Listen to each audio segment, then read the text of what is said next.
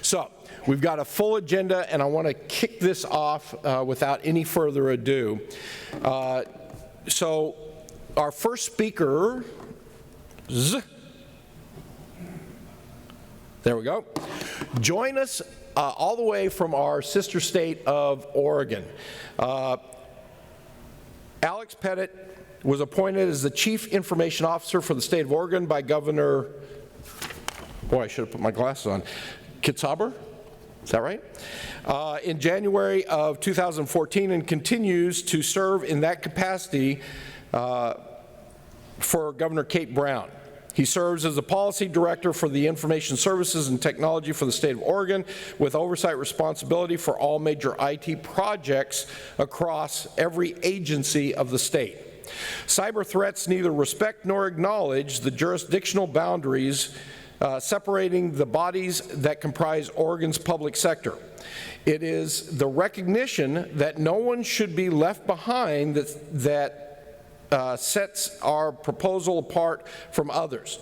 Not our IT staff, not our sister agencies, local government partners, nor our school districts, and certainly not the citizens of Oregon. Utilizing a public health framework in conjunction with the recognition that we are all in this together, we can transform the culture of the state's IT security professionals to that of a public steward, focusing on the seamless integration of security solutions and personnel in a coordinated multi-sector approach that recognizes cybersecurity as a public good. Joining him on stage is going to be Stefan, you didn't put your last name in, and I keep forgetting. Stefan Richards. See, it only took me 3 times, dude. So Stefan Richards is the state CISO, the state CISO, and he leads the Enterprise Security Office, which brings enterprise security functions into a single organization, directly accountable for the security of the state data center operations, real-time security monitoring and incident response, enterprise security policy, enterprise security architecture, and the dissemination of best practices. Please give a warm California welcome to both gentlemen from Oregon.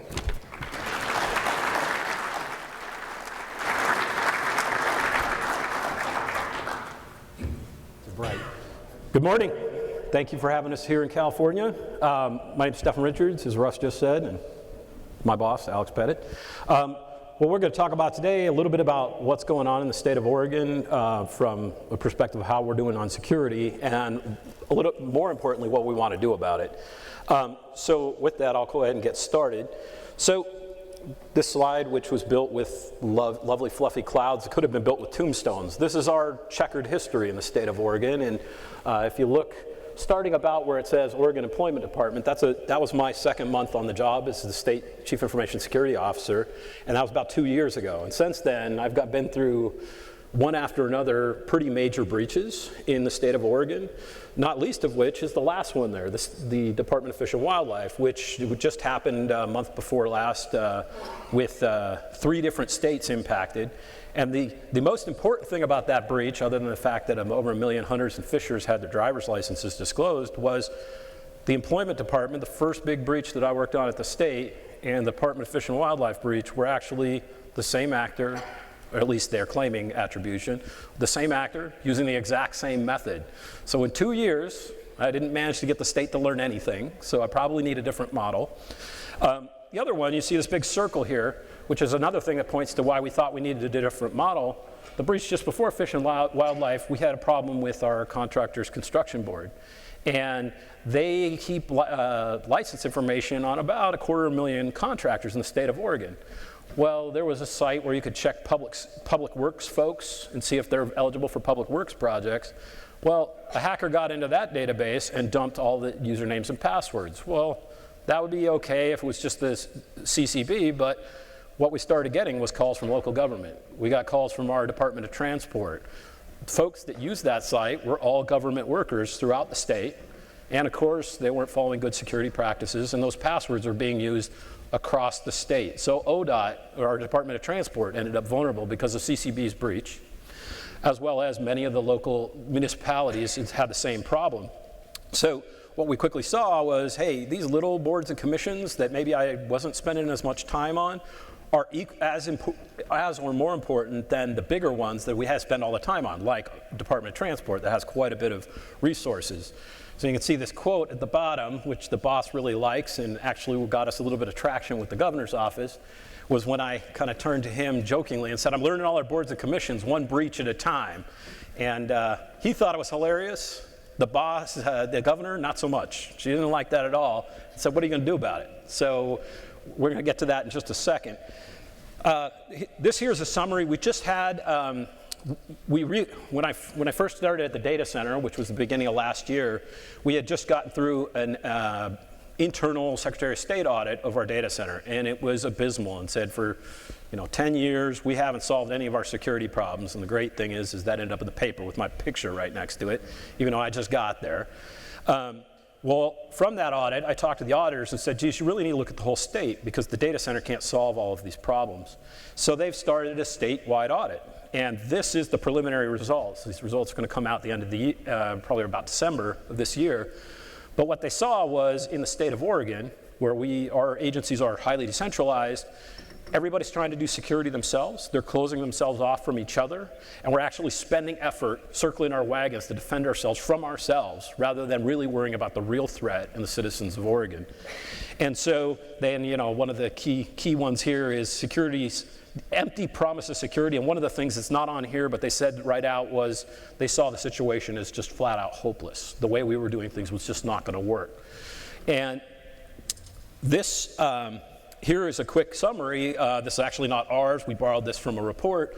But this just gives you some idea of just how behind Oregon is compared to great states like California, where you see us there on the bottom, a lot of red X's there. A lot of these things, if you read the high columns, which are really small letters, they're the kind of the bigger thinking things. They're not the basic blocking and tackling, but they're being a progressive state and actually getting ahead of the curve. So Oregon's not getting there because we're still dealing with blocking and tackling. So this also got our governor's office and our legislators pretty upset and said, we need to change things in the state of Oregon. So from that, we were able to get an executive order. So 2 weeks ago, Governor Kate Brown issued an executive order unifying IT security for the state of Oregon under Alex's office. So quickly moves down to me. And we're in the process of bringing all of the security resources in the state together and dealing with things in a more unified approach. There was specifically asked for a risk assessment, remediation plan, some awareness, kind of the usual stuff. But what we're really trying to do is figure out how do we transform Oregon from everybody trying to build their own castle with high walls and deep moats as much as you can afford, which we only have about 10 of about 150 agencies that actually have the money to do that, and get that to something where we have a common level across the board and we're using our resource in an enterprise fashion. And that's actually, and this is the first step to that, but it's also a first step to something bigger that we want to do in the state of Oregon. That's really what we want to talk about. This is what gives us the resource pool, and hopefully as we leverage the economies of scale, gives us the resources to actually take care of the bigger picture, which is the state of Oregon as a whole. So Oregon's a very big state with most of its population in pretty much two places. There's Salem and Eugene area, which is all kind of mushed together, and there's Portland.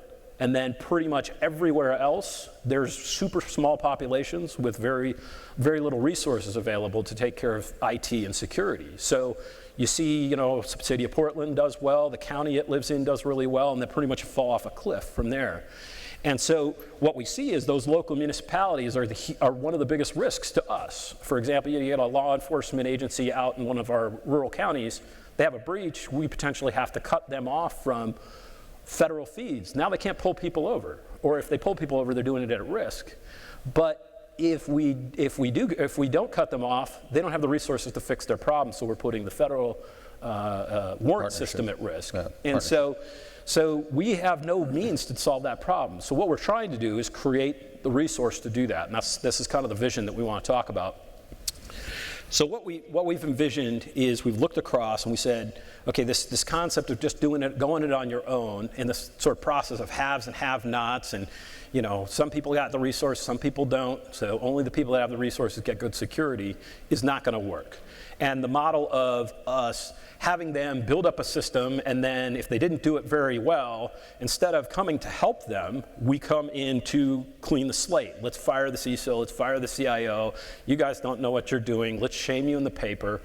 Instead of doing that, we need something that's much more like the way you see disasters dealt with. Or we had a shooting in the state of Oregon at one of the colleges. Umpqua Community College. Umpqua Community College. And what you saw there is not what you see in a data breach. What you saw there was the state offices, private sector, education pouring out support, just descending on Umpqua Community College to make it right for them. Yet if there was a security breach at Umpqua Community College, it would have been in the paper and everybody would have been backing away, pointing their fingers. And that's what we want to change. We want to treat it as a public good, just like when we take care of citizens in a shooting, we think of security in the same way. It's a public good. And the best model for that we could find, though not a perfect analogy for security, is to look at how we deal with public health. And when you look at public health, right, whether you're inoculated or whether you're sick matters to me. Just you dealing with your sickness is not good enough because I'm likely to get sick too. And it's truly a community model.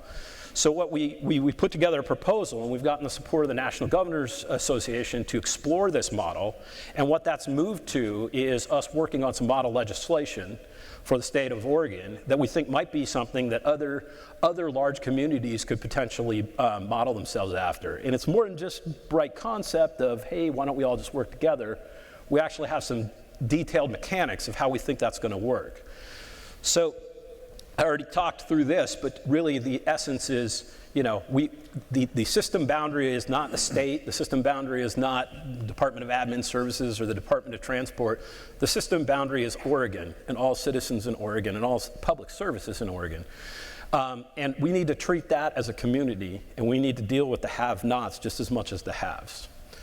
So this is the sort of schematic of what we're thinking about. So you see the sort of usual circles for security. You see prevention, detection, survival, sort of recovery and remediation circles there.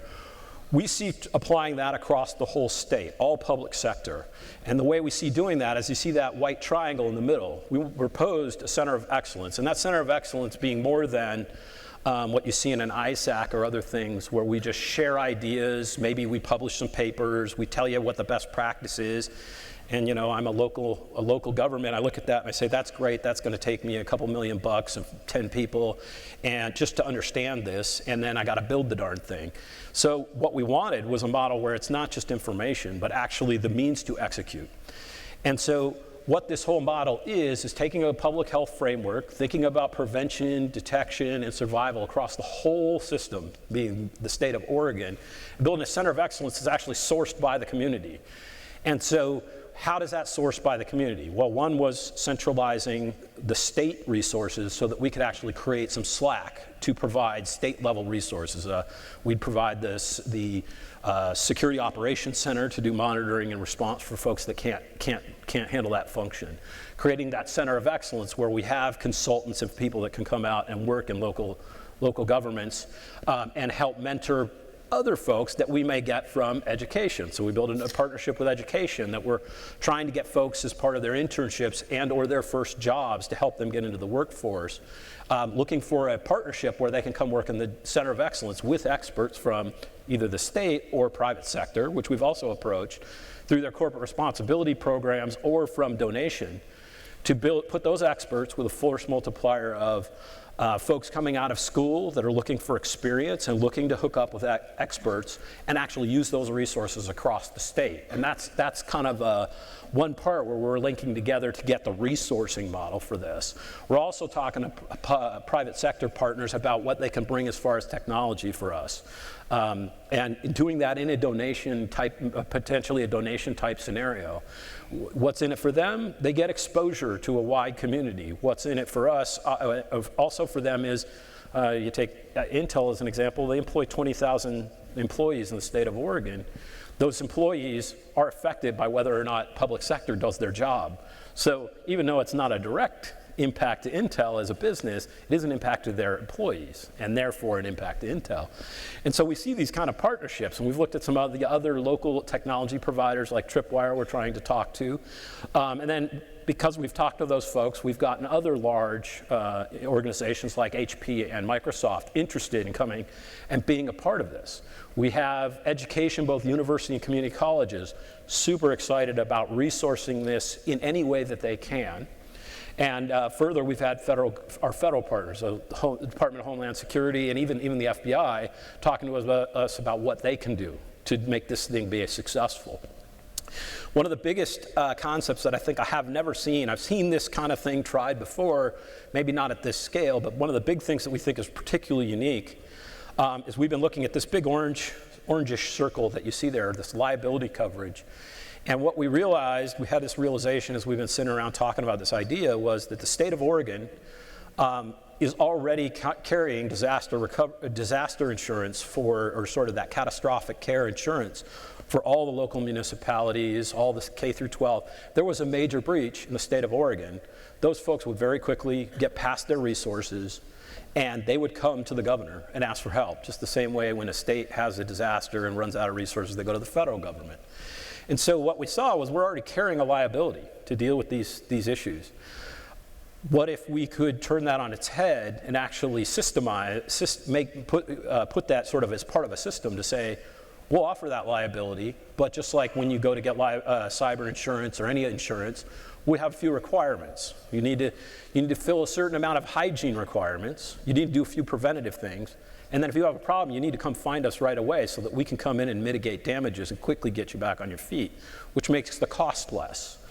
And so we've actually pitched that idea both to legislature and the governor's office, and almost universally people have said right away, we think this is a great idea. Now I know there's a lot of details behind that that still haven't been figured out, like what's your real exposure, how much liability can you really carry? And that's why cyber insurance has been so troubled. But I think in the state, we carry whatever the extent of that liability is, no matter what it is anyway. So I think the ultimate top figure is not as big a deal as do we get something for our money here?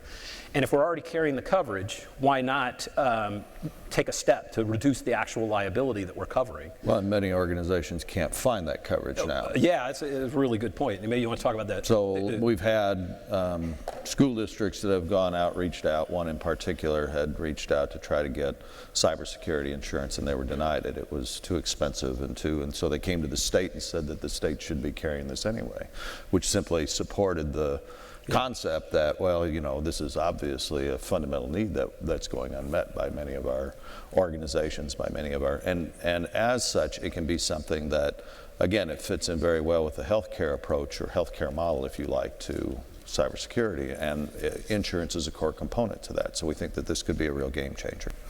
Yeah. So a couple more pieces to how this executes. The state Chief Information Officer, and maybe Boss, you want to talk about this because this is really more your camp than mine. So what we've got here is a concept that we call base camp. The idea being that we can come up with a model or what you would call a technical reference model, that we would have products and systems and solutions and things that would fit different needs or categories for anyone to be able to get, and these would be the things that we would recommend, or we would have contracts for, statewide contracts for. These are things, and the red box here on the right are the security services or the security builds specifically.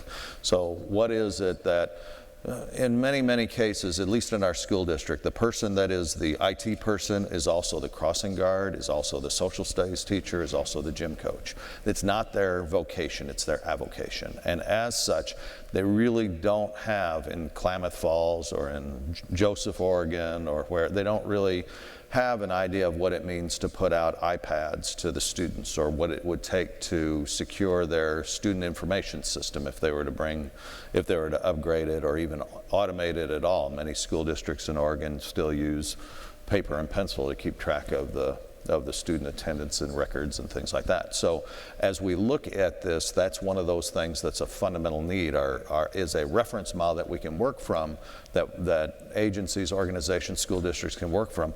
Well, rather than simply limit it to that, one of the things that we had presented at the Oregon Association of IT Government, that's the IT leaders from different small municipalities and counties, was this idea of having a centralized service for a SOC, and that in addition to simply telling or recommending things or making it easy to purchase things, we could in fact help them monitor and manage the control of the environment. So that would be part of that security services piece.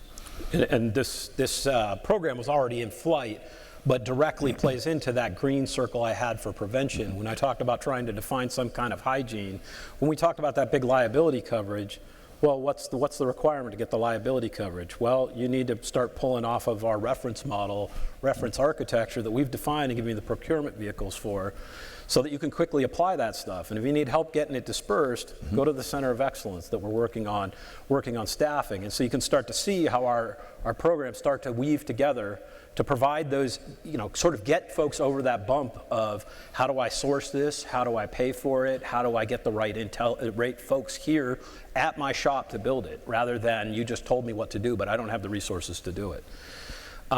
Another piece that we're working on, which obviously anybody in security has heard about, this big talent shortage. Well, in Oregon, we have a particular problem that nobody comes to Oregon to do technology and security. Well, a few do to start businesses in Portland, but certainly nobody comes to Salem to do security. So we have a real problem attracting talent. And before we centralized security within the state, when we wanted to fill a security position, we stole from another agency and left a hole. And we don't really have a ton of new resources coming in. So this was one of the things that we looked at, partnering with the universities and the community colleges in the state, of they have training programs, but what's happening is they train the folks and then those folks leave very quickly. And so what we've looked at is, hey, maybe we can work together on curriculum, as well as work together on opportunities that we can put those folks to work in the state at least for a while. And what we've looked at is potentially scholarship programs. We've looked at potentially, for example, working with private sector to bring folks in. They come out of school, they're trained in their craft, but they don't have the experience. We get them the experience. We give them effectively their first job. We give them that job in the Center of Excellence, working for the state. But we potentially badge them with a private sector company. So they now have 2 years of experience working on real security problems, and they can account when they go to their next employer, I spent 2 years working on real security problems for Intel or Hewlett Packard or somebody, rather than the state of Oregon, which may not necessarily sell for very much out in the market. So we think it's a really attractive way to get students interested and to work in our local community before they leave Oregon. And maybe some of them stay. This is a bit about the legal framework. I said this is a proposed legislation. We're trying to, currently we're centralized by executive order that expires at the end of our biennium, middle of next year. We want to put that into law so that we can bring these folks together to start creating that scale that we need to serve the rest of Oregon. And then with that, code that Center of Excellence into law as part of the CIO's office, and create both a fund, so a way that we can collect private and federal monies and use those out in the community, which, given state rules, we could not do that with our current funding models. The color money has to be used particularly within our agency. And then further, to give us the ability to form private-public partnerships, which today we don't have the ability to do. We couldn't build a deal with an Intel or a Hewlett Packard to work in the community. We can buy things from them, but we can't actually form a partnership. So this is just a survey of the stakeholders, and I think I've mentioned quite a few of them. We're bringing these folks together in Oregon 2 weeks from now to work along with our legislators and the governor's office to work out what that law will look like. And we've already presented in legislative committees and seen pretty strong support. Everybody wants this problem solved, and they think this model has a path to do it. What has been amazing is every single person up there that we've talked to, every one of them instantly jumped at the opportunity and wanted to play and wanted to grow the model, rather than, yeah, that's not really for me. We haven't had one person back away and say, that's great idea for you, but I'm not interested in playing. So with that, you kind of see we have kind of a big vision. We're still working on narrowing it down to what can we do in the next couple of years, but we really think dealing with security as a public good rather than dealing with it as the castle with the high wall and the deep moat is really the model that I really think the whole industry and all public sector is going to have to go there, but I really think that's where we need to be. We really want to try to change, so the example that I like to use is in the old days when somebody would tell me that their personal computer had been compromised or had a virus or whatever, the very first thing that came to my mind was what? Where did you go? Right? What did you do? What did you do to do that to yourself? And the very second thing that came to my mind was, did I go there? Right? That was right after the first question was that question. And as long as we continue in this blame and shame, as long as we continue in the don't ask, don't tell model, as long as we continue in fundamentally the model that each of us is individually responsible for ourselves, that we're not part of a larger community, that this is going to be a real problem at least for the state of Oregon. And we're at kind of a tipping point right now, the state of Oregon is. We're just on that cusp where we haven't lost our sense of Oregonians yet, but we're on that tipping point, where we can do that. This is our opportunity, and particularly in public sector, to try to unify ourselves, to rally us as a community, to give us an orientation as a culture that we have a community responsibility to all Oregonians. So, and with that, I guess we're over on time. Thank you very much. We'll make up for it. Thank you. If I can get my mic turned on. Yeah, there we go. So everybody, a warm round of applause for Alex Pettit and Stefan Richardson. Thank you, gentlemen.